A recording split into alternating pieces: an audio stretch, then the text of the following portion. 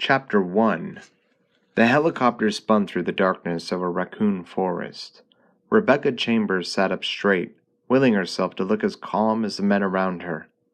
The mood was solemn, as dark and clouded as the skies whipping past, all jokes and jabs left behind at the briefing. This wasn't a training exercise.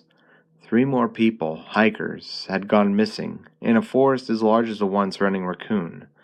Not that unusual, but with the rash of savage murders that had terrorized the small city over the past several weeks, missing had taken on new meaning.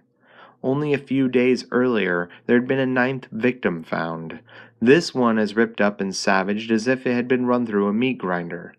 People were being killed, savagely attacked by someone or something around the outskirts of the city, and the raccoon police weren't getting anywhere. The city's chapter of STARS had finally been called in to investigate. Rebecca raised her chin slightly, a pulse of pride edging through her nervousness. Although her degree was in biochemistry, she'd been tapped as Bravo Team's field medic, joining the team less than a month earlier. My first mission, which means I'd better not cock it up. She took a deep breath, letting it out slowly, working to keep her expression casual. Edward shot her an encouraging smile and slowly leaned across the crowded cabin to reassuringly pat her leg. So much for looking cool. As smart as she was, as ready as she was to begin her career, she couldn't help her age, or the fact that she looked even younger. At 18, she was the youngest person to be accepted into the STARS since its creation in 1967. And as the only female on Raccoon's B team, everyone treated her like their kid's sister.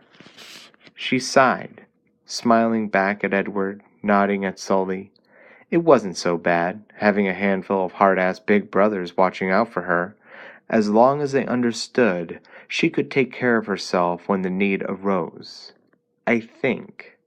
She silently amended. It was her first assignment after all, and though she was in good shape physically, her combat experience had been limited to video simulations and weekend missions.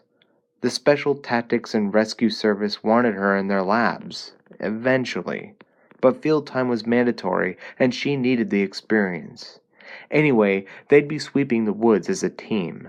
If they did run across people or animals that had been attacking Raccoon citizens, she'd have backup.